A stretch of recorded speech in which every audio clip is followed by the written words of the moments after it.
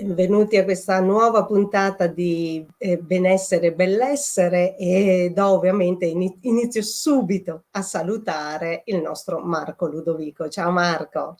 Ciao a tutti, ben ritrovati. Allora Marco, oggi parliamo di questo argomento di cui tante volte io e te abbiamo parlato anche durante le nostre telefonate e lo facciamo con il dottor Giampaolo Giacomini. Ciao Giampaolo e benvenuto. Ciao a tutti, buongiorno, buona giornata a voi. Grazie Giampaolo per aver accettato questo nostro invito a essere qua oggi. E, vabbè, io mi permetto di dire qualche parola su di te, cioè che tu sei un medico omotossicologo, omeopata e pratichi la medicina tradizionale cinese. Sei quindi laureato in medicina e chirurgia e però il tuo obiettivo è di offrire una visione integrata della medicina dove al centro vi sia la persona e non ovviamente la malattia.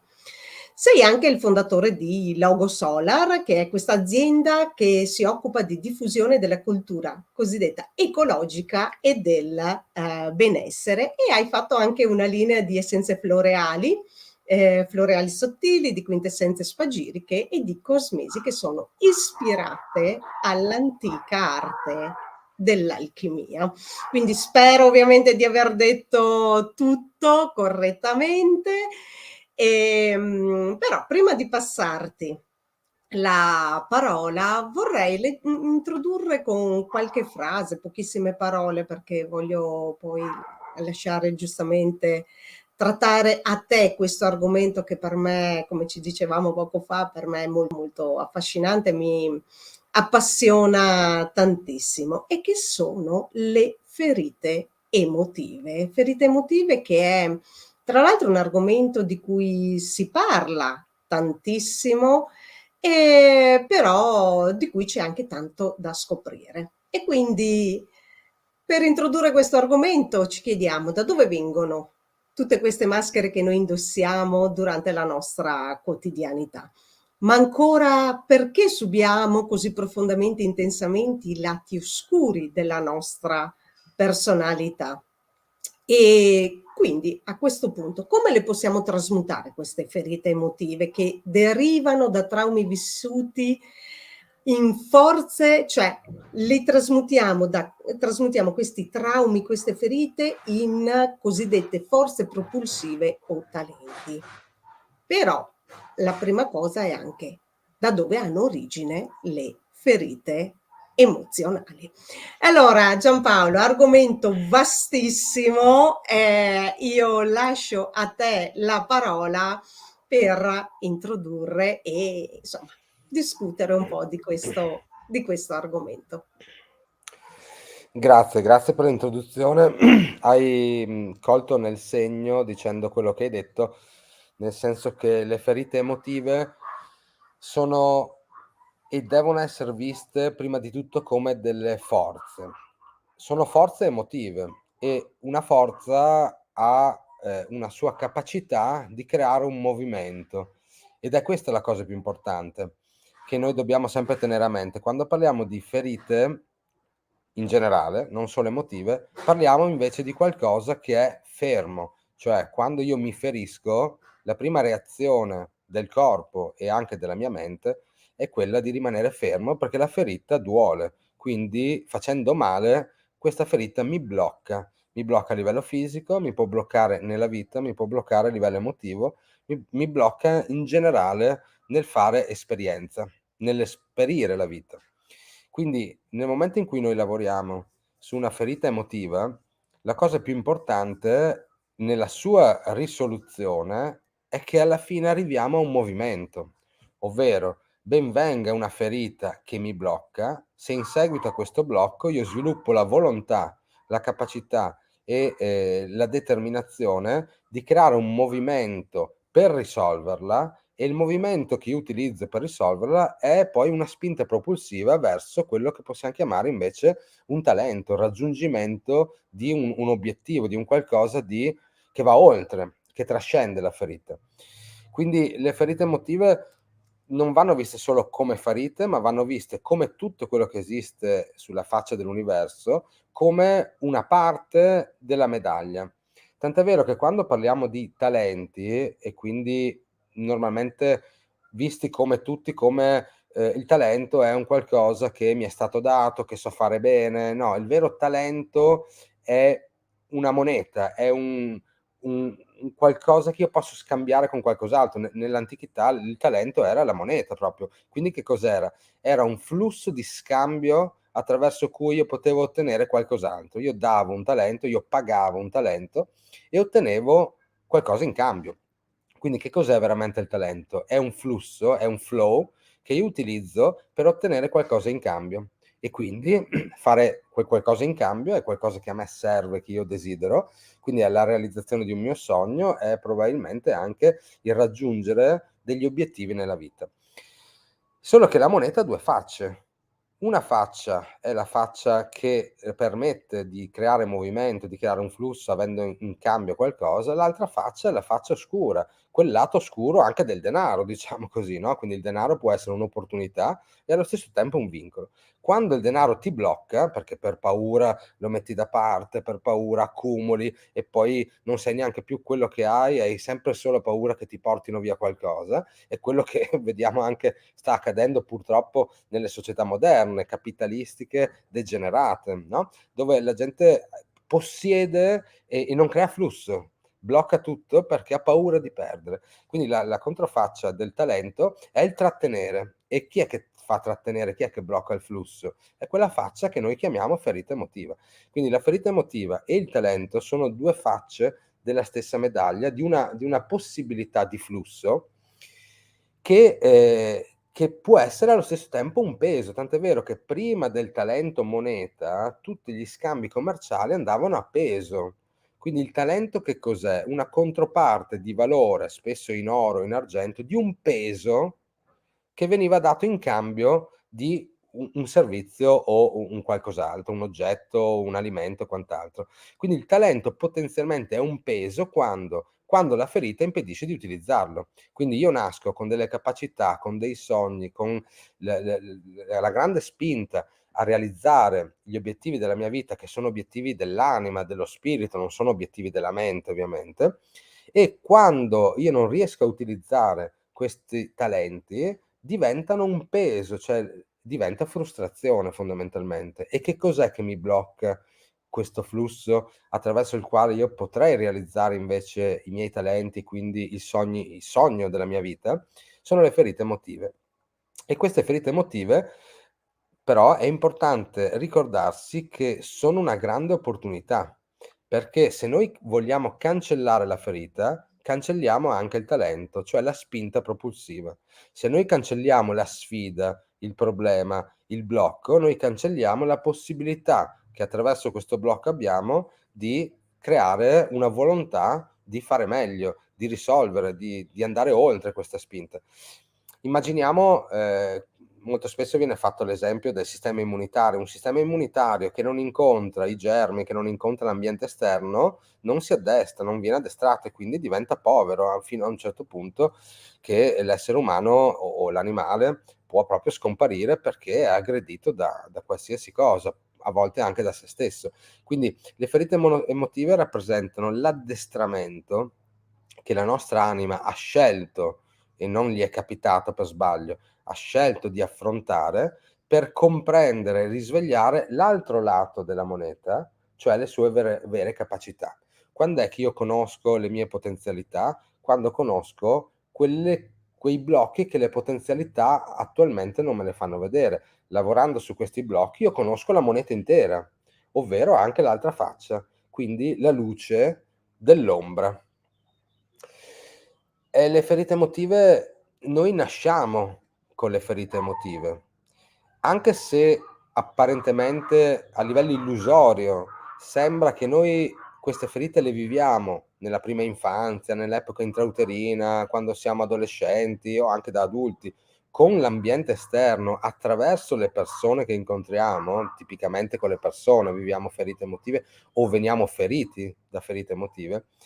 In realtà tutto questo cammino è già predeterminato non da Dio, dal processo creativo, da noi stessi. Quindi la nostra anima, il nostro che oggi, quando siamo vivi, incarnati, possiamo chiamare il nostro inconscio più profondo, vediamolo così, tanto per non usare termini difficili, è lei che ha scelto qual è l'obiettivo della vita. È lei che ha scelto come arrivarci, qual è più o meno il cammino che dobbiamo fare per arrivare lì e quali dovranno essere le spinte per farci muovere. Perché altrimenti, se noi nasciamo e non abbiamo nessun problema da risolvere, noi passiamo la vita aspettando che qualcosa arrivi, ma nella vita non arriva niente, perché tutto parte da noi, tutto parte dalla nostra interiorità. Quindi, mentre un'energia come quella spirituale è per definizione in movimento perenne, la materia è statica. Quindi se noi lasciamo questo oggetto fermo in un punto della casa senza nessuna forza che lo metta in movimento, questo oggetto rimarrà lì per sempre, per l'eternità. Quindi bisogna che intervenga una forza su questo oggetto affinché questo oggetto si muova. Quali sono le forze più propulsive? Il benessere o il malessere? Cioè, quando è che io veramente mi alzo per dire basta, non ne posso più, voglio risolvere questa cosa? Quando sta bene è difficile, ci vuole una grande forza di volontà, una grande disciplina. Bisogna essere dei guerrieri, come dicono gli sciamani, per attivarsi in modo positivo, cioè per agire. Normalmente l'essere umano, essendo un po' pigro, e qui c'è pigro tra virgolette, è una storia un po' lunga la pigrizia dell'essere umano, diciamo così, a volte viene anche reso pigro proprio per un costrutto sociale in cui è inserito, perché fa comodo che l'uomo sia pigro, quindi perché il pigro sta seduto, sta calmo, non rompe le balle a nessuno, quindi fondamentalmente è una comodità anche della società mantenerci pigri. Però l'uomo pigro ha bisogno di un problema da risolvere, altrimenti difficilmente si attiva. E però nell'attivarsi per risolvere questo problema, l'oggetto subisce una forza, cioè noi subiamo una forza che deriva proprio dal dolore emotivo della ferita, dal problema da risolvere, dalla questione che ci sta a cuore, che non ci fa vivere bene. Quindi quando noi abbiamo fame, abbiamo sete, abbiamo sonno, abbiamo freddo, noi ci attiviamo per risolvere il problema. Se noi invece stiamo bene, non abbiamo sonno, non abbiamo fame, non abbiamo freddo, non abbiamo nessun problema da risolvere, è molto più difficile dire vado a creare qualcosa di nuovo, vado oltre quello che ho già tutto, capito? Quindi la mancanza, la carenza, che diciamo in una questione legata alle ferite emozionali ci sentiamo sempre che ci manca qualcosa, non riusciamo a vivere bene quell'aspetto, ci sentiamo sempre un po' incompleti. Ecco, questa sensazione di incompletezza che non è reale, perché noi siamo completi di tutto come esseri spirituali, però a livello materiale, a livello mentale ci sentiamo incompleti, per cui questa è la spinta che mi porta poi ad andare a cercare un miglioramento. Questo miglioramento è allo stesso tempo la risoluzione della ferita e quindi mi porta verso il talento, che è il modo in cui è l'archetipo che quella ferita va a far trascendere. Giampaolo, io tutto quello che tu hai detto finora mi ha praticamente acceso già un sacco di lampadine, ovviamente, perché ci sarebbero già centinaia di domande su tutto quello che tu hai detto adesso. Però ci sono alcuni aspetti che mi hanno particolarmente colpito. Il discorso, ovviamente, di talento che rappresenta la famosa moneta d'oro che c'era nell'antichità. Però è interessante come oggi l'oro non sia esterno, ma sia per esempio tenuto nelle casseforti, nei caveau, eccetera, mentre all'esterno abbiamo invece altri, chiamiamoli così, materiali di valore inferiore. È come se noi avessimo fuori il piombo, per rimanere in termini alchemici. È pieno di piombo perché è pieno di guerra ovunque, i proiettili sono fatti di Esatto, quello. Quindi. esatto. Mentre l'oro, quindi il talento, quindi la ferita è fuori e quindi è ciò che noi vediamo, ciò che noi sperimentiamo di più ogni giorno, o comunque la nostra percezione è quella, ok? mentre l'oro è nascosto. E invece nella cosiddetta età antichissima dell'oro, l'oro era fuori, infatti si dice che l'essere umano aveva raggiunto dei livelli di evoluzione elevatissima ed era l'età dell'oro, cioè l'oro era fuori. Quindi c'è anche questa trasposizione. E quindi noi ci vediamo spesso, noi percepiamo che noi dobbiamo esperire attraverso il dolore e quindi il discorso delle ferite emotive. L'altro aspetto che mi è piaciuto molto, collegato ovviamente a questo, è il fatto che anche a me spesso le persone si rivolgono chiedendomi di eliminare, tra virgolette, il loro dolore, la fonte del loro dolore. In realtà, se la ferita emotiva è il piombo da trasmutare, nel momento in cui, come dicevi tu, io elimino il piombo, non lo posso più trasmutare in oro. Certo.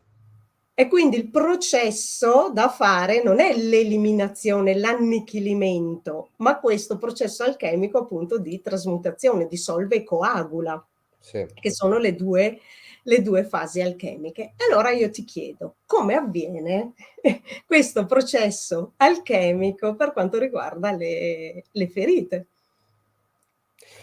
Allora, sai che tra l'atomo di piombo e l'atomo di oro c'è semplicemente una differenza di 3 neutroni, 3 protoni e 3 elettroni.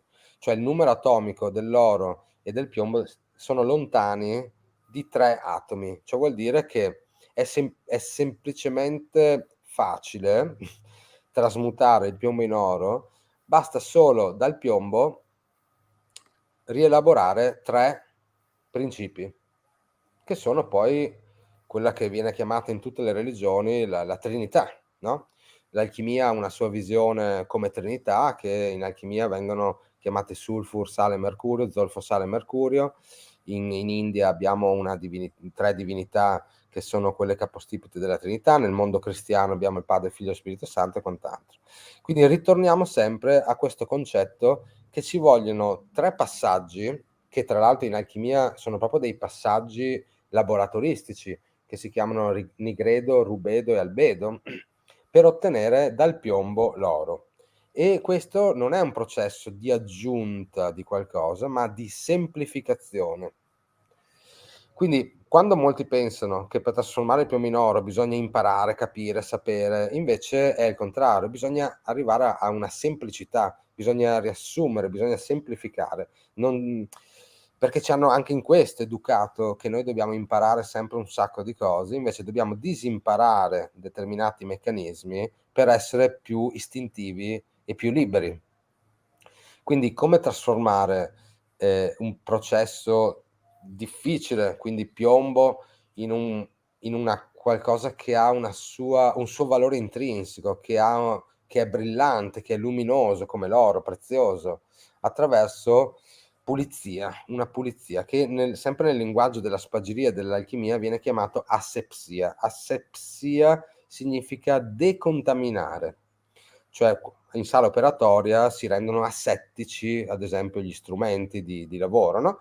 Che cosa vuol dire? Vuol dire che io devo decontaminarmi da tutta una serie di strutture, sovrastrutture che mi hanno messo addosso a livello educativo, sociale e che come uomo ho, perché sono inserito in un contesto che è il mio campo morfogenetico, che è il campo morfogenetico del paese in cui sono nato, della regione in cui sono nato, della città in cui sono nato. Cioè, se noi ci facciamo caso, esistono proprio degli archetipi legati a quello che è la figura dell'italiano, dello svizzero, del tedesco, del francese. Perché? Perché ogni popolo ha un suo campo e tutti questi campi, dal più piccolo che è quello familiare, anzi il più piccolo nel nostro intimo è quello spirituale, il nostro spirito. Poi c'è quello familiare, quello del nostro clan, del nostro paese in cui viviamo. Basti pensare anche alle differenze tra nord, centro e sud Italia, no, banalmente. Sono proprio differenze di campi morfogenetici, non solo culturali. Alla regione, al paese e quant'altro. Ecco, tutte queste sovrastrutture ci portano a indossare delle maschere, cioè a dire io sono italiano e sono nato in Veneto, quindi sono veneto, ma tu non sei italiano, tu non sei veneto, tu non sei europeo, tu sei uno spirito infinito, incarnato in un corpo finito fatto, se possibile, a tua immagine e somiglianza. Quindi per arrivare a questa verità è importante togliersi di dosso tutti quegli aggettivi che non siamo noi, che noi normalmente invece ti diamo. Cioè anche dire io piacere sono Giampaolo Giacomini, intanto il cognome è della mia famiglia, del mio clan, quindi io non sono quel cognome. Il mio DNA risponde a quel cognome, ma io non sono quello e nemmeno il mio nome risponde nella totalità a quello che io sono, perché è solo un pezzettino della mia infinitezza spirituale attraverso il quale io ho deciso di manifestarmi e di ancorarmi in un punto. È come dire che io getto l'ancora nel mare per vivere la mia vita e penso che quell'ancora in quel mare sia io. Io sono il mare, cioè sono la possibilità di navigare ovunque. Quindi per trasformare il piombo in oro, prima di tutto dobbiamo renderci conto di chi non siamo e quindi di tutti gli aggettivi che noi ci diamo, e quindi quando diciamo ah ma io non sono fatto così, quella cosa non la farò mai, ah ma certe cose Giampaolo non le fa, ah ma io non sono capace di... Quindi bisogna creare la possibilità, bisogna diventare possibilisti, cioè io sono uno spirito infinito, incarnato in un corpo finito, e il mio obiettivo è portare questo infinito in un punto. Come faccio? È un processo, si chiama processo incarnatorio nella visione dell'alchimia antica. Ma per rendermi conto veramente che io posso fare questo, devo iniziare a smontare quelle false credenze, quegli accordi, no? Direbbero gli sciamani toltechi del Messico, che io ho preso con le menzogne che mi hanno raccontato. Quindi quelle volte in cui ho creduto che io sono una cosa sola, che ho un nome, un cognome, che io sono un uomo capace di fare certe cose, incapace di farne delle altre, semplicemente perché ho visto che era così senza magari mai provarci. È come il bambino che dice io non mangio gli spinaci perché non mi piacciono e non li ha mai assaggiati. Noi viviamo molto di queste false credenze su di noi. Quindi guarire e trasformare una ferita emozionale in un talento, trasformare il piombo in oro, è una pratica semplicissima alla portata di ogni essere umano. Quello che ci impedisce di arrivarci è la sovrastruttura che non ci dà la possibilità credibile per noi di poterci arrivare. Le sovrastrutture quali sono? L'ego, cioè la centratura di tutto quello che vediamo solo su di noi, senza considerare invece l'infinito in cui siamo inseriti. Con ego non intendo una persona egoista che dice questo è mio, non ti do niente, non è questo. L'ego è la funzione della mente che mente e ci porta lontani dalle funzioni, invece dalla voce, dal suono dello spirito. Poi ci manca molto la connessione con l'ecosistema, perché la natura, l'ecosistema e il processo creativo attraverso questo è un grande fiume dove se noi riusciamo a inserirci in questo flusso ci porta inevitabilmente al nostro mare, quindi ad affrontare, a incontrare, a risolvere quelle che sono le nostre ferite. La gente invece vive aggrappata al ramo sulla riva, avendo paura di lasciarsi andare nell'esperienza della vita, perché se non fai esperienza non trasmuti un bel niente, perché attraverso l'esperienza anche delle fatiche, delle difficoltà, che tu poi trovi le soluzioni in modo intelligente. E la terza, diciamo, questione che va invece lavorata è togliere tutte le credenze che la nostra mente ha riguardo il senso della nostra vita e invece risvegliare la reminiscenza, cioè il contatto con quello che è il senso più profondo della nostra vita. Quindi, riassumendo, per trasmutare il piombo in oro basta lavorare e andare a dissolvere l'ego della mente, che è quello che ci dà spiegazioni su tutto, quando in realtà sono spiegazioni della logica, ma non sono spiegazioni, non è un sentire dell'anima, del cuore. Dobbiamo lasciarci andare al flusso della vita, e questo vuol dire, come dicevi tu, aprire i forzieri dell'oro e creare esperienze, cioè attraverso la ricchezza, attraverso l'oro, che è una merce di scambio, io posso creare esperienza, posso creare movimento nella mia vita. Invece le persone cosa fanno? Quando sono in difficoltà, chiudono i forzieri, mettono da parte per quando non si sa mai, ma è adesso il momento in cui devi aprire e spendere tutti i talenti che hai per tornare a casa dal padre ricco di esperienza, povero di talenti, diciamo di soldi, di denaro, ma ricco di esperienza. Questa è la parabola, una delle parabole più famose del Cristo, no? Quindi Ma del che è anche il fratello. percorso, esatto, che è il percorso del figlio il prodigo, tra l'altro, questo Esattamente, qua. esattamente. Cioè, non ha senso rimanere e custodire il tuo spirito per paura che si rovini, quindi le tue possibilità tenerle chiuse, quando sei qui per spendere, perché poi è tutto spende, la cellula spende ATP, il nostro sistema spende, tant'è vero che dobbiamo sempre, l'universo, la natura ci dà sempre la possibilità di incamerare energia attraverso la respirazione, l'alimentazione, l'idratazione, quindi è tutto un processo di solve et coagula. Con le persone che non hanno capito che devono creare flusso nella loro vita, anche attraverso la parte economica o attraverso proprio l'esperienza, cioè non rimaner chiusi dentro, ma aprirsi all'esperienza della vita, non rimaner chiusi nelle false credenze dove questa cosa Giampaolo non la farà mai e quindi chiudo. No, devi fare l'esperienza. Dopo l'esperienza saprai se quella cosa è buona o non buona per te. Questo è un altro discorso. Allora, quando riesci a centrare queste due operazioni di purificazione dell'ego e di lasciarsi andare nel cuore, che è quello che non giudica, ma che semplicemente fa esperienza e trae conclusioni spirituali, diciamo esperienziali da quello che è stato vissuto, allora riesci a trasformare il piombo in oro. Cioè qualcosa di pesante, di fermo, che ferisce, perché con il piombo si fanno i proiettili, quindi il piombo ferisce da sempre, con un qualcosa di prezioso, che è altrettanto pesante, perché io ti do tanto piombo per fare tanto peso d'oro, ma ha una possibilità di essere scambiato con qualsiasi cosa, perché in qualsiasi parte del mondo, in qualsiasi stato tu vai, quando dai dell'oro viene riconosciuto e ti danno comunque in cambio qualcosa.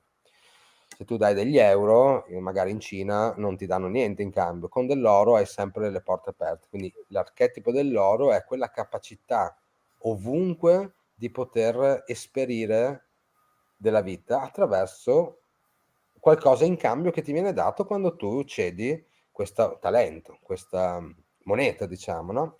Che poi è la tua volontà d'essere, fondamentalmente, nel bene o nel male, senza Certo. giudizio della mente. Cioè, sono ferito, benissimo, fa male, una meraviglia. Come posso questo dolore trasformarlo in spinta propulsiva per essere una persona migliore? E facendo questo già lavoro sulla ferita e il dolore se ne va da sé. Grazie Giampaolo. Un altro aspetto che mi ha, che mi ha colpito di quello che hai detto prima è il discorso del cognome, no, e quindi il mio cognome che riguarda invece, tra virgolette, il mio DNA. E mi è venuto in mente, così ho avuto proprio questa immagine, che in passato infatti si diceva sempre, che ne so, Serena figlia di Antonio, mio padre si Sì, chiama Antonio, no, quindi per definire proprio come posso dire, la discendenza proprio anche di tipo genetica o che ne so, adesso dico 2 esempi così, che ne so, Thor Odinson, cioè figlio di Odino, oppure nella mitologia c'è proprio Aragorn figlio di Arathorn, oppure figlio di Zeus, quando si diceva, no, degli dei così.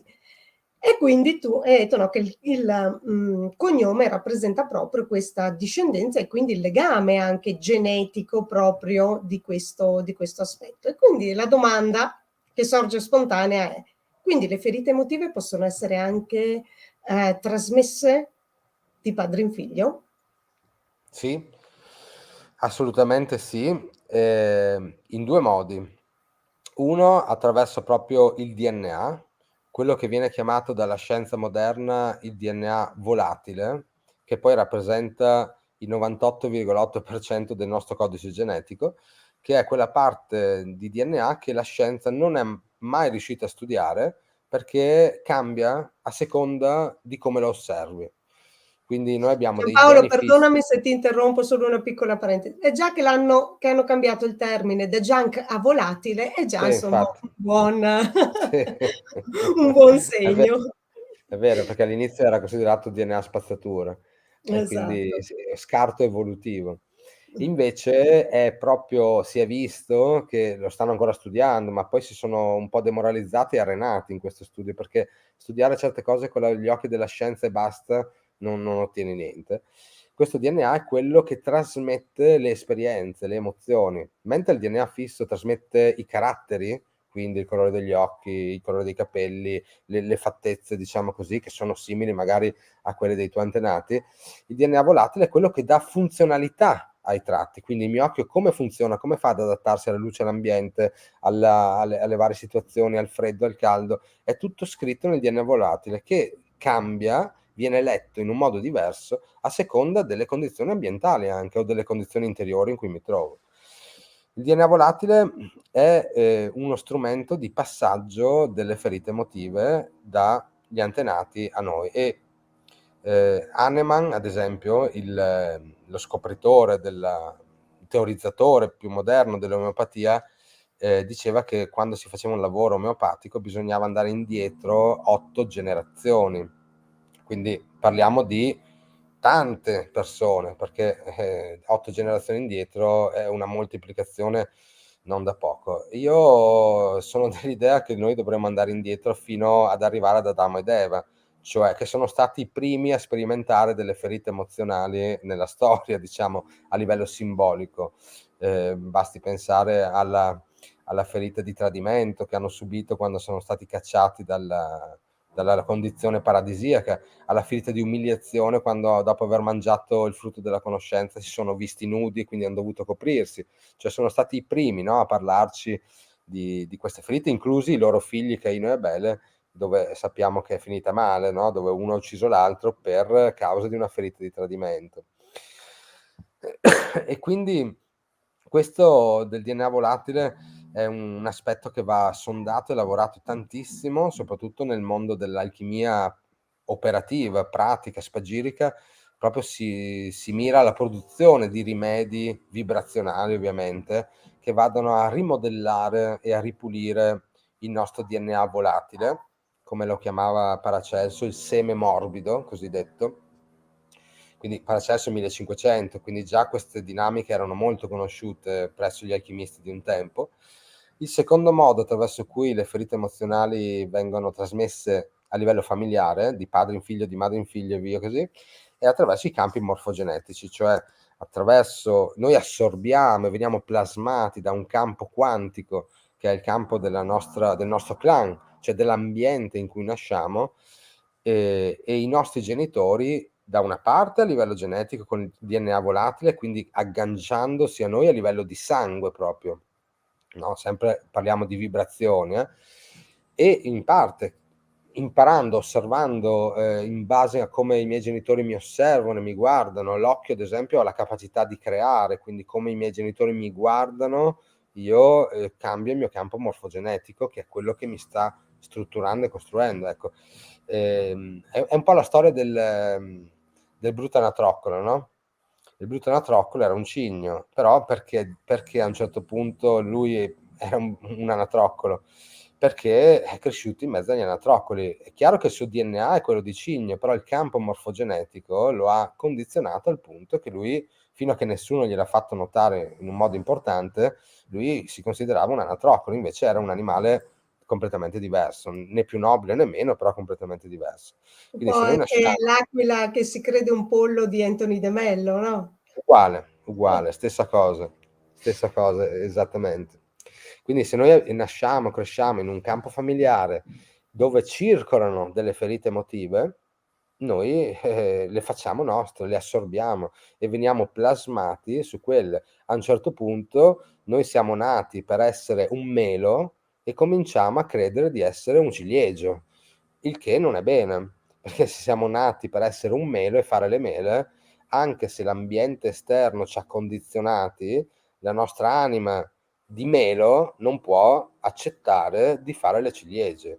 Quando noi iniziamo a fare le ciliegie essendo dei meli, iniziano i problemi nella vita, cioè iniziamo a subire ulteriori ferite, ulteriori attacchi apparenti dall'esterno, cioè sfide le cose non vanno, c'è qualcosa che non mi torna, mi ammalo, subisco degli insulti che possono essere sia fisici che emotivi o mentali o esperienziali, che mi devono far capire che non sono sulla mia strada, non sono nel mio sentiero. E io dico: ma come? Sono nato per fare le ciliegie, mio padre me l'ha sempre detto che mi viene così bene fare le ciliegie, anche lui è bravo a fare le ciliegie, io sono nato melo e quindi io devo capire che sono nato per fare le mele. Capire questo e in qualche modo rinnegare per un momento la nostra appartenenza al nostro clan, alla nostra famiglia e al campo morfogenetico è un altro passaggio fondamentale che anche il Cristo fece negli ultimi periodi della sua vita, in particolare quando sulla croce, ferito da tutte le sue ferite, disse alla Madre Maria: perché piangi, donna? Cioè, io non voglio più essere parte di un clan, io sono infinito e decido io chi voglio essere e a chi voglio appartenere. Quindi il contesto familiare è un grande apportatore di ferite attraverso il campo morfogenetico familiare, e uno dei processi è proprio quello di riconoscerlo. In questo, ad esempio, le costellazioni familiari aiutano tantissimo come percorso iniziatico, chiamiamolo. E quindi riconoscere i meccanismi in cui io sono inserito per poterne uscire, ovviamente. Poi c'è un corollario a tutto questo, però, che io non sono nella mia famiglia a caso.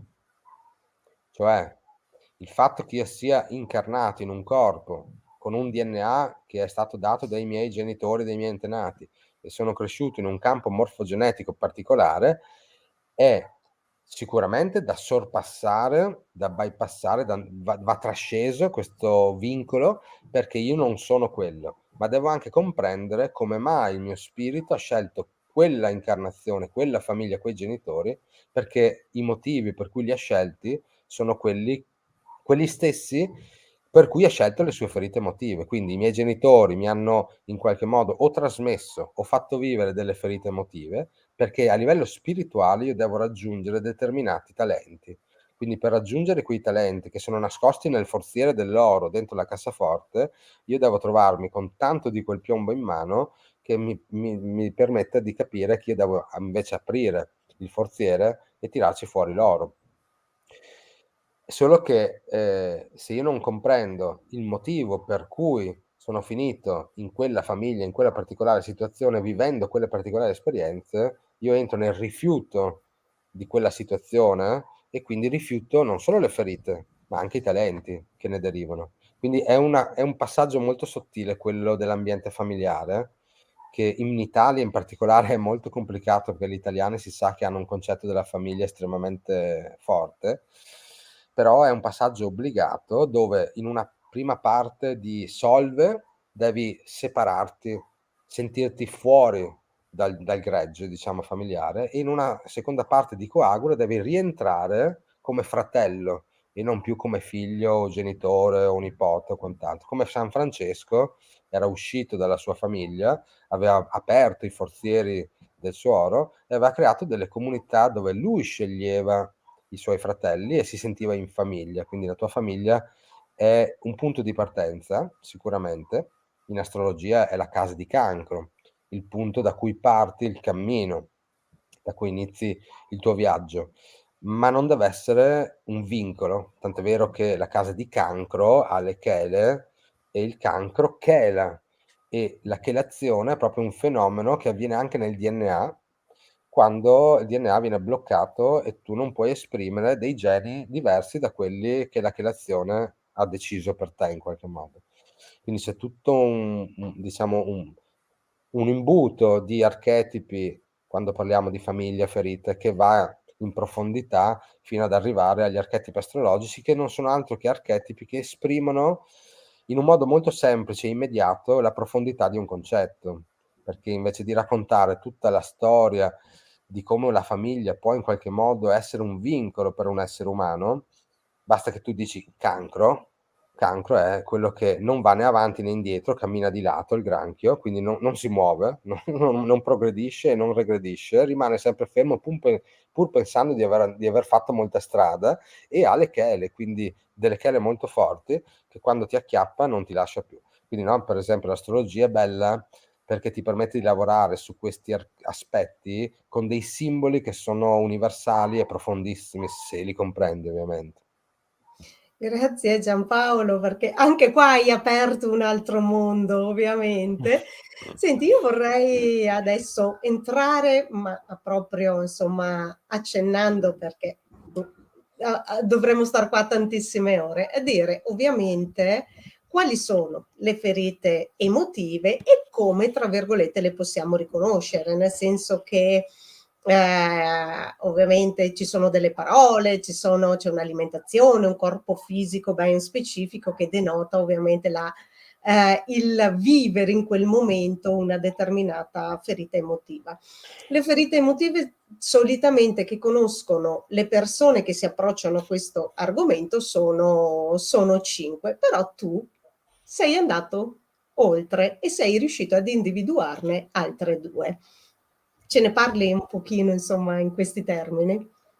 Ma sì, è vero, ma non sono io ad essere andato oltre, io ho semplicemente osservato quello che ho vissuto in prima persona, e mi sono accorto un giorno che stavo vivendo una ferita che non era tra le 5 che io conoscevo, ad esempio.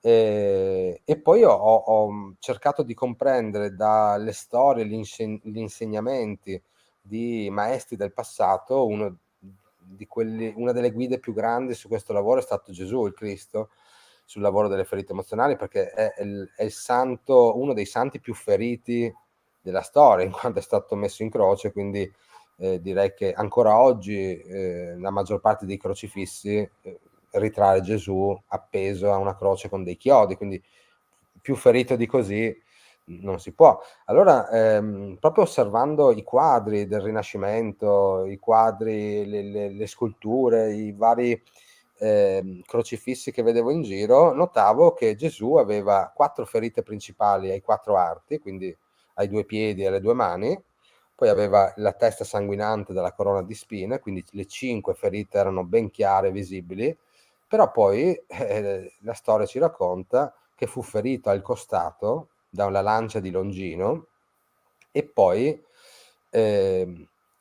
una diciamo settima ferita, che io in qualche modo l'ho interpretata come una ferita, quando viene deposto nel sepolcro, quindi messo nelle viscere della terra, nella grotta, diciamo così, e lì sperimenta la chiusura da Gaia, dall'ecosistema, da tutto quello che è la possibilità di esperire. Quindi è stato proprio, infatti lui, quando è che si accorgono che Gesù è risolto? Quando la porta che chiudeva il sepolcro era stata aperta, quindi un'altra ferita, un'altra chiusura, un altro lockdown in questo caso era stato risolto. Ecco, quindi lì mi son chiesto: come mai esistono 5 ferite emotive quando Gesù, che è il più grande insegnante, che parla di ferite, di talenti, di trasformare il male in bene, diciamo così, no, il blocco in opportunità, lui è stato ferito 6 volte, secondo la leggenda, diciamo, la storia, no? E lì mi sono accorto in effetti che c'erano 2 aspetti, 2 ferite che mancavano all'appello, diciamo così. Quindi le 5 ferite classiche conosciute dalla maggior parte delle persone, che sono la ferita di rifiuto, la ferita di abbandono, tradimento, ingiustizia e umiliazione, sono in effetti ben facili da comprendere, da percepire.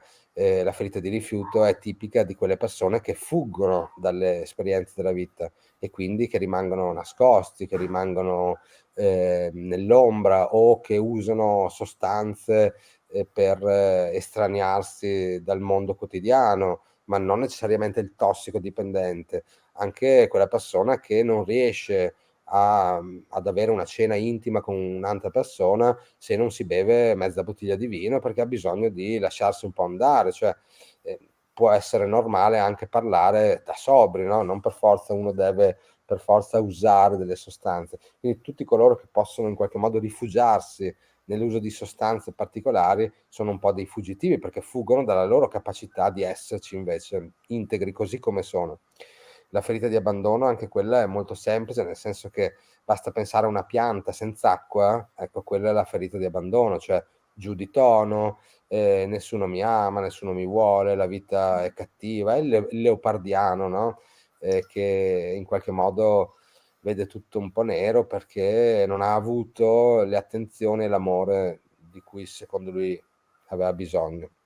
Poi c'è il tradito che invece è arrabbiato, è un controllore, quello che sta sempre attento a quello che succede perché così non mi tradiscono più, no? Col cavolo che mi fregano di nuovo, sì, io controllo tutto. E ovviamente quell'aspetto sugli aspetti infiniti che non controllerà sarà quello da dove lo tradiranno nuovamente, chiaramente, perché quando noi viviamo le ferite non possiamo altro fare che attirare altre ferite per risonanza. Poi c'è la ferita di ingiustizia che è quello rigido, che giudica continuamente, cioè quello che è giusto e quello che non è giusto, perché per lui, avendo subito un'ingiustizia, la sua più grande, diciamo, il suo più grande lavorio mentale è rivolto a separare ciò che va bene, ciò che non va bene. E poi c'è l'umiliato, che invece è quello che in qualche modo si cerca i problemi da solo, si fa del male da solo, è un po' il masochista, perché umiliandosi da solo impedisce che gli altri possano umiliarlo.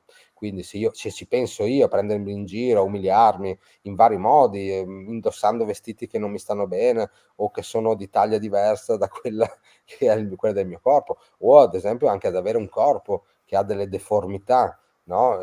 Basti pensare agli inestetismi, no? La rubrica si chiama anche bellessere, quindi penso che tratterete anche queste condizioni dove il bellessere in effetti esprime proprio sono bello perché sono, no, non perché sono vittima di, perché sono e mi basta essere, non ho bisogno di essere vittima di una ferita o di qualcos'altro. Quindi queste sono le 5 ferite più semplici. La sesta, quella che io ho vissuto proprio sulla mia pelle nel 2012, quando è iniziato il percorso mio personale di riconoscimento in me delle ferite, è la ferita cristica del logo solare, ho chiamato, perché il Cristo era chiamato proprio dai greci il logos solare, il principio del sole. E è il momento in cui il nostro sole, la nostra luce interiore, viene eclissata. Quindi entriamo in una profonda depressione, che non è una depressione emotiva, è una depressione totale, quindi tutte le nostre funzioni fisiche, biologiche, emotive, mentali, razionali, energetiche vanno a finire a zero. Ecco, è una grande depressione. E quando in noi si eclissa il sole, quindi possiamo ben capire che ferita profonda sia, e corrisponde alla morte di Gesù dopo che è stato ferito al costato. E questa è una ferita che per fortuna non si manifesta spesso nelle persone, perché fondamentalmente nasce da una incapacità di gestire le 5 ferite emozionali, cioè quando mi sento rifiutato, tradito, trattato ingiustamente, abbandonato e infine per questo umiliato, la mia vita non vale più niente e io entro nella ferita del logos solare o cristica, che è padre perché mi hai abbandonato. Cioè non ho più fede nel mio processo creativo, nel mio senso della vita, tant'è vero che l'unico modo per uscire da questa ferita è la reminiscenza. Io l'ho identificata in questo modo nel mio libro, che è il ricontattare la vera essenza del senso della mia vita. Cioè solo quando io mi ricordo perché sono qui, allora riesco a uscire da quella ferita. Cioè trovare una motivazione per dire no, ma io sono qui per fare questo. E quindi mi attivo per farlo, trovo gioia nel aver trovato uno scopo nella vita. Quando una persona non ha uno scopo nella vita, ma vive così alla giornata, senza un obiettivo, e con scopo parlo di uno scopo spirituale, nel senso non fare una cosa, fare un lavoro, raggiungere una posizione, ma essere in un certo modo. Cioè io posso essere infelice da ricco, da povero, da realizzato a livello lavorativo, ma se io sento che sono qui per essere nella gioia, io qualsiasi cosa faccia, anche affrontare una ferita, devo viverlo con gioia, altrimenti io non sto realizzando il senso della mia vita, sto semplicemente realizzando un senso materiale della mia vita, che era fare l'avvocato. Ma se io sono un avvocato infelice, io non sto realizzando veramente un senso, sto realizzando un fatto materiale. La settima ferita, che è quella che io ho chiamato di Gaia, è la ferita del sepolcro, quando noi nella sofferenza ci chiudiamo nella nostra tana e non ne usciamo più. Cioè ci distacchiamo dai bioritmi dell'ecosistema, ci distacchiamo da quelle che sono le opportunità che Madre Natura ci dà per crescere, evolvere e guarire. Basti pensare a un animale quando è ferito, diciamo, si prostra all'ecosistema Gaia, cerca una tana, un luogo sicuro e sta lì a riposare nell'attesa per giorni, qualche settimana, il tempo che serve. Poi però esce nuovamente dalla sua tana, dalla sua capanna sudatoria, diciamo così, per ritornare incontro alla vita. Invece ci sono molte persone che nella sofferenza si chiudono nel loro mondo, nella loro casa, nella piccola loro zona di comfort, oppure anche nella loro famiglia, nei loro affetti così diciamo ristretti, e pensano che la vita sia tutto lì. Trovano le loro false sicurezze in quello, si chiudono in un sepolcro, chiudendosi al flusso di Gaia. Il problema è che Gaia, l'ecosistema, non sta mai fermo. Il tuo spirito ha sempre bisogno di movimento e quindi a un certo punto arriva il diluvio universale che serve a spazzar via, perché l'acqua entra ovunque, quindi anche se sei ben chiuso dentro il tuo sepolcro, l'acqua entra, alza la porta e apre tutto, e tu, se hai già costruito l'arca per navigare, cioè se sai già in qualche modo come gestire questi flussi che si stanno attivando nella tua vita, diciamo che diventa una gioia fare questo, no? Il diluvio universale, la navigazione. Se invece tu non vuoi entrare nel flusso, diventa una ferita importante, quindi di distacco importante da quelli che sono i ritmi della vita, perché la vita si attiva in noi a bioritmi. C'è un momento per fare una cosa e un momento per non farla. La stessa cosa nelle lavorazioni alchemiche in laboratorio, che è la parte più complicata sia della vita che anche delle lavorazioni alchemiche. Non è tanto faccio quella cosa, ho deciso. Faccio quella cosa, ho deciso, e va fatta nel momento in cui io sono pronto. La stessa cosa è un rimedio. Raccolgo quella pianta perché è bella e fiorita. Quella pianta va raccolta in un momentum particolare, che è quando quella pianta è pronta per diventare un rimedio, per fare un passaggio. Ma in effetti, Giampaolo, tu ti occupi anche appunto di alchimia in laboratorio, cioè come si dice, tu sei proprio, tra virgolette, un alchimista non solo speculativo, ma anche di laboratorio.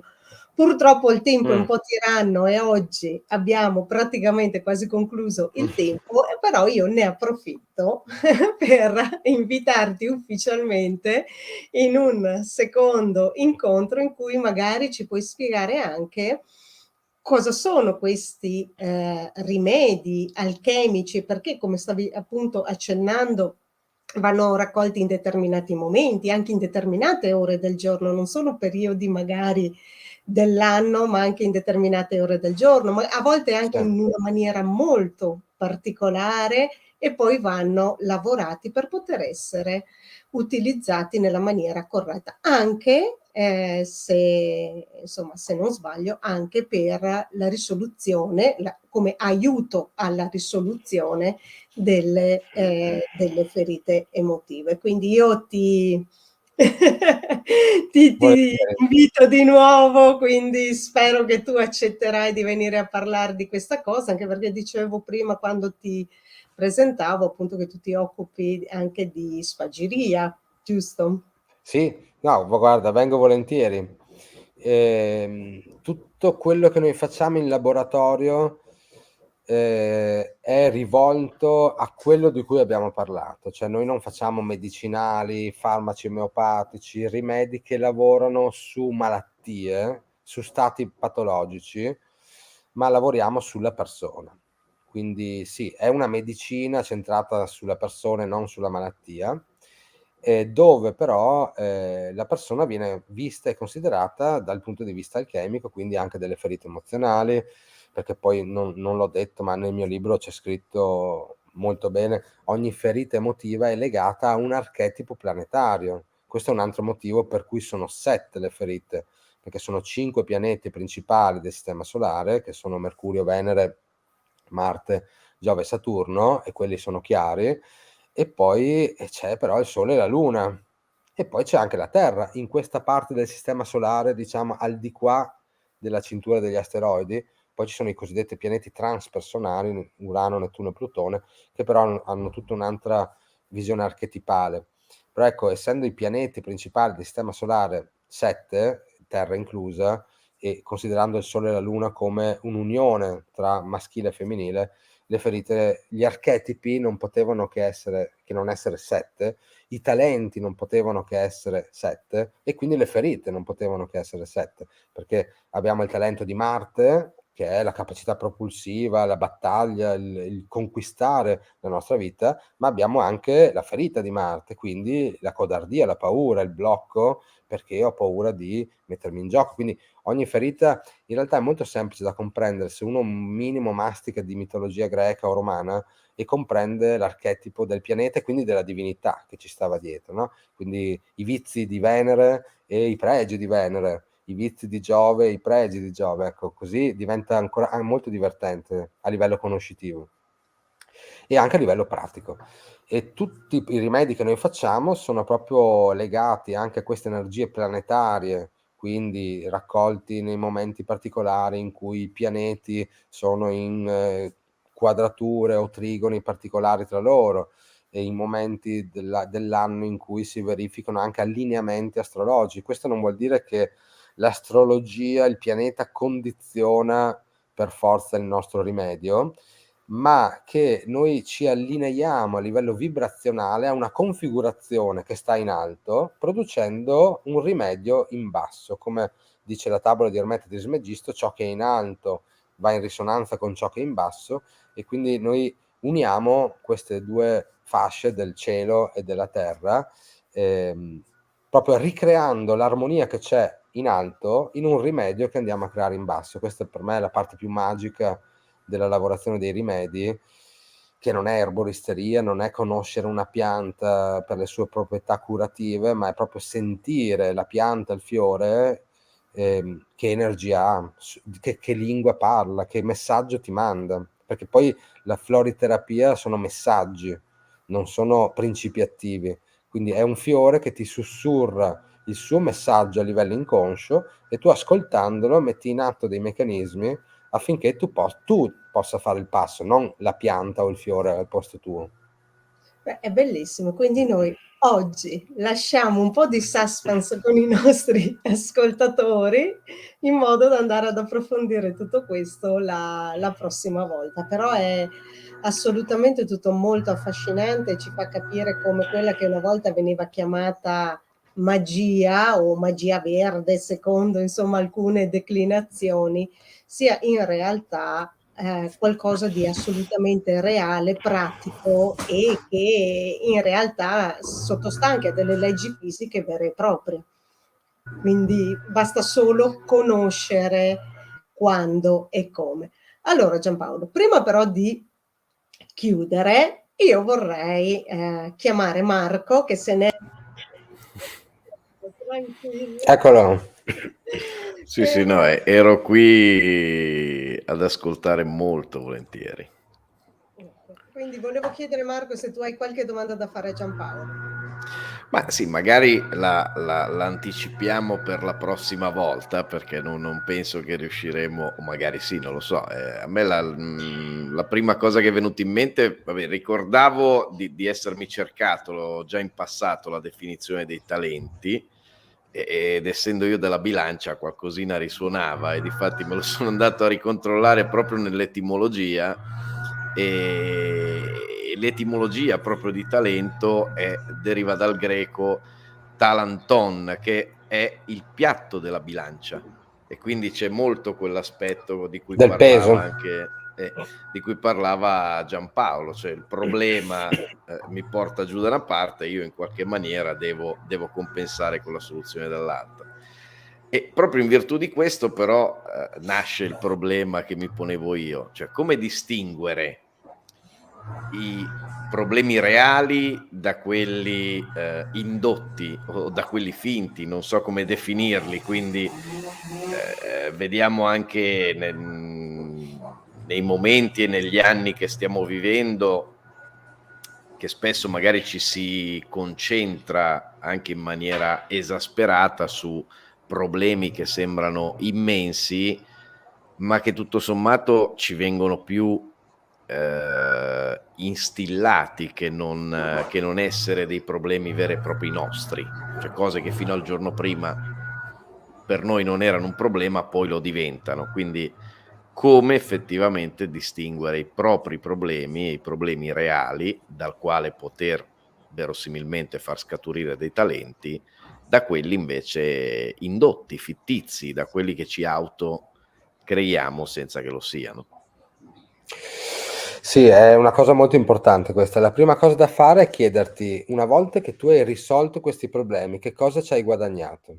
Cioè, se tu impegni tempo ed energia nel risolvere quel problema, cosa hai guadagnato per te? Cioè, i piatti della bilancia sono andati in equilibrio? Hai risolto qualcosa che ti rende una persona migliore? Hai fatto un'esperienza che ti ha riempito? Oppure hai semplicemente passato del tempo a risolvere un problema, sei contento chiaramente di averlo risolto, e però è vuoto, capisci? Cioè la risoluzione di un vero problema ti riempie a tutti i livelli, dal primo chakra al settimo, quindi da tutti i livelli, tutti i 7 colori diventano il bianco, diventa luce dell'arcobaleno che diventa bianca. Invece risolvere problemi sociali, banali, che vengono da fuori, adesso abbiamo tanti problemi sociali, no? E da 2 anni e mezzo viviamo tante problematiche a seconda anche di cosa uno crede, di che posizione ha nei confronti della vita, della scienza, di tutto quello che vogliamo, però comunque sia gli uni che gli altri hanno da risolvere tanti problemi. Ma risolvere questo problema ci rende persone migliori? Adesso faccio un esempio banale, no? Risolvere l'epidemia da Covid ci renderà persone migliori, esseri umani migliori, o per assurdo il modo in cui abbiamo cercato di risolvere questo problema ha deteriorato ancora di più la nostra natura umana perché in effetti Esatto. ci ha allontanato, capito? Quindi può essere questo un problema che viene dalla nostra anima, dal nostro spirito, o forse è il modo in cui noi giudichiamo quello che sta succedendo e quindi prendiamo una posizione e ci creiamo un problema, noi, quello che veramente dobbiamo risolvere. Quindi non è, ecco, diciamo che quando un problema si verifica fuori di noi ed è un qualcosa che osserviamo fuori, dove noi siamo, diciamo, in qualche modo inseriti, non può essere un problema per forza per noi. È il nostro modo in cui viviamo quella situazione che casomai è un problema. E allora lavora sul modo in cui vivi il problema e hai risolto un problema, perché quel problema non è più un problema, diventa Certo, un'opportunità. certo. Fondamentalmente noi abbiamo un problema, che è il giudizio. Noi dovremmo non smettere di giudicare, dovremmo giudicare, però ricordarci che come con la bilancia, se tu giudichi e separi, tu vedrai il bene, ma devi considerare anche il male. Quindi esiste un movimento che va verso il bene, deve esistere per forza un movimento che va in direzione opposta. Quando tu hai compreso questo e l'hai accettato, non è più un problema se esiste il male o il bene. Tu puoi scegliere se vai in una direzione o in un'altra, o se magari ti è più congeniale stare in mezzo e cercare di, come l'acqua, fluire tra ciò che va e ciò che non va. È lì il grosso problema. In realtà il lavoro sulle ferite emozionali ci permette di capire che i problemi non sono poi tanti, ma tutti hanno dei nodi che sono legati alle ferite. Cioè, perché si fanno le guerre? Le guerre si fanno per le ferite emozionali, per i tradimenti, per le ingiustizie, per le umiliazioni, per l'abbandono, e quindi un abbandonato vuole conquistare di più, vuole avere più denaro, più risorse economiche, quindi conquista un territorio ricco di risorse. Cioè, le ferite muovono l'umanità da sempre. Per quello che io ho basato tutto il mio lavoro sulle ferite, non perché esista solo quello, ma perché alla fine, quando vai a semplificare, il nodo è sempre la ferita. E quindi se l'umanità non risolve le sue ferite, è ovvio che noi fuori vedremo solo ferite e quindi un sacco di problemi. Però il problema è che noi, vedendole come problema, creiamo un problema in noi. Certo, chiarissimo. Bellissimo. Grazie Giampaolo, veramente di tutto, però prima di salutarci io ti chiedo ovviamente di dire dove le persone possono magari contattarti, parlare un po', insomma, qual è il tuo sito, so che tu hai anche un'accademia Sì, ci tengo anche a dire titolo del tuo libro, Trattato di alchimia delle emozioni, della Home Edizioni, giusto? sì. E lo trovano dappertutto, giusto? Sì, in qualsiasi libreria su ordinazione oppure anche in internet, si trova ovunque praticamente. Sì. Perfetto. Dove ti possono trovare? Intanto Allora, se vogliono un po' approfondire tutto quello che hai detto oggi. allora, i miei recapiti, diciamo, sono www.logosolar.com, che è il sito del laboratorio dell'azienda che produce gli estratti alchemico-spagirici. E più ancora, però, chi mi cerca e mi vuole trovare per magari saperne anche di più, mi trova su Logosolar Academy, con una C e la Y finale.com. Quello è il sito dell'Accademia, che è la scuola che ormai dal 2006 poi si è evoluta con una serie, con tanti movimenti ci sono stati, però è la scuola storica di alchimia che poi noi abbiamo ribattezzato neoalchimia, perché è la visione dell'alchimia riportata alla luce della visione anche scientifica moderna, perché è giusto che usiamo anche le nozioni nuove che abbiamo appreso.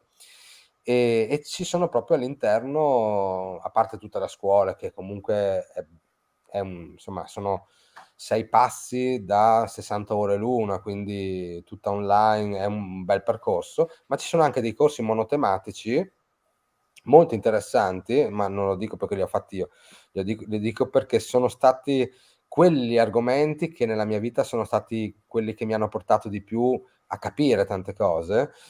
Abbiamo un corso monotematico che è on demand, quindi uno 24 ore su 24 può accedervi sulle memorie auriche, quindi su come le memorie delle esperienze riescono a macchiare la nostra memoria aurica e eventualmente anche come favorire il processo di trasmutazione di una macchia nera in un colore a livello di memoria aurica.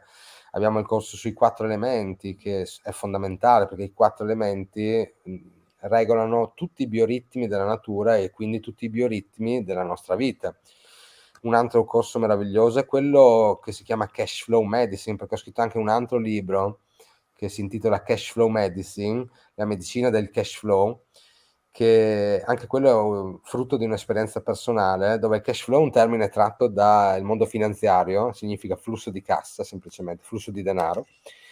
Però c'è anche la parola medicine, nel senso che sono in qualche modo riuscito a paragonare quello che è il flusso del mondo finanziario di una persona al flusso delle energie sia biologiche che cellulari che emotive che una persona sperimenta dentro di sé.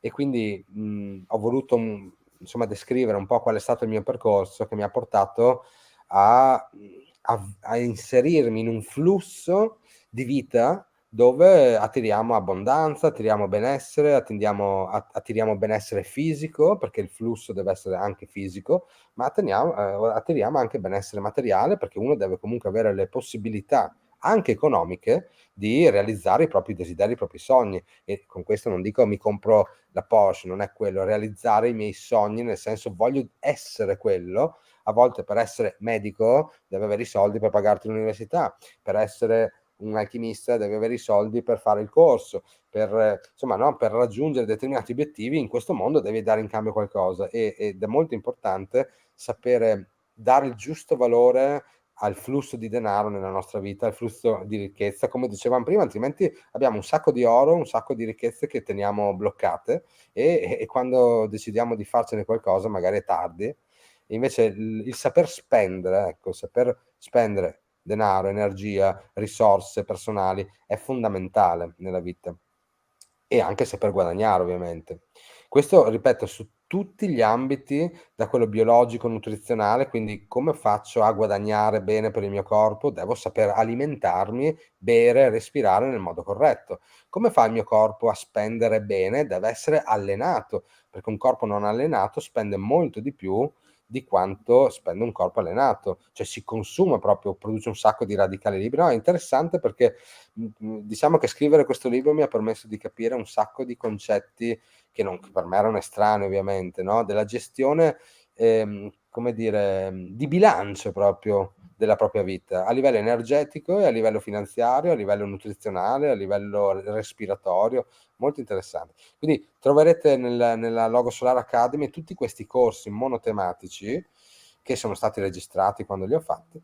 E una cosa interessante che vi lascio detto a questo punto: stiamo organizzando per fine giugno in zona Lazio, nelle campagne del Lazio, un corso esperienziale di 3 giorni sulle ferite emozionali e i talenti. È un corso che son tanti anni che non faccio, perché è un corso potente, forte, importante, dove in una giornata e mezza si fa teoria, fondamentalmente si studiano e si comprendono le ferite emozionali, e in una giornata e mezza si fa invece lavoro sul corpo.